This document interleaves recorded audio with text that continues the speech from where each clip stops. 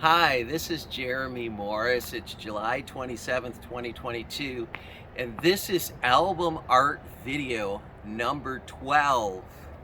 The year was 1999, and a new label had emerged in California.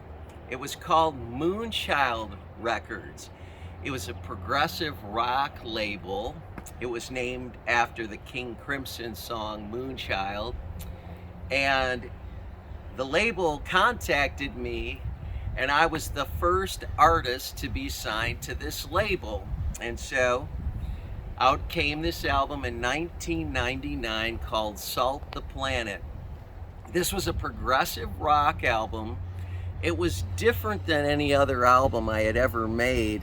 And I think one of the main differences was in this album is it was more electronic music oriented, and it had even a little bit of techno mixed in.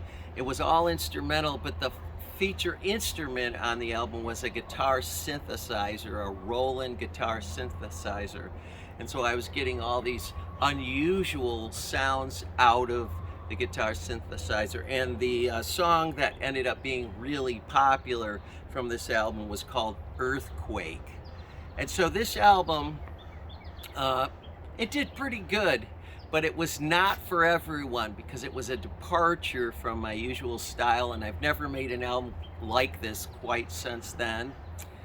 But the story behind the label is very strange because the label only lasted a couple of years.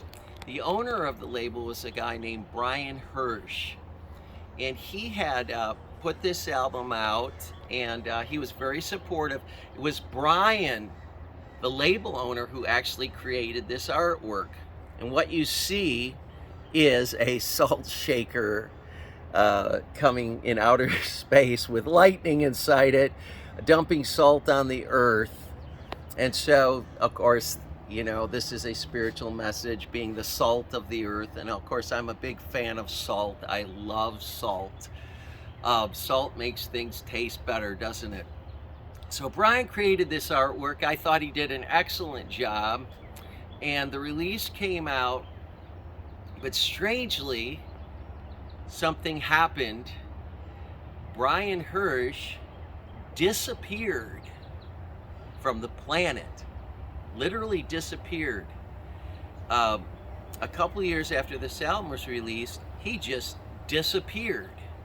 And nobody ever found his body or know if he's alive or not. He just plain disappeared.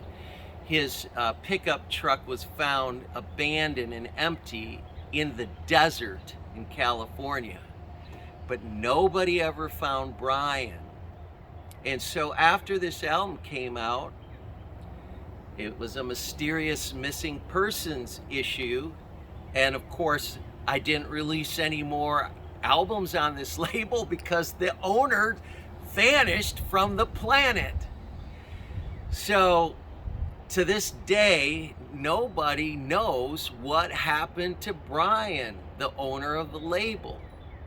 So kind of a sad ending, but it was the end of an era, and obviously it was the end for Brian as well. And so thanks for watching another bizarre story about album art and the label and the history behind it. We'll see you next time.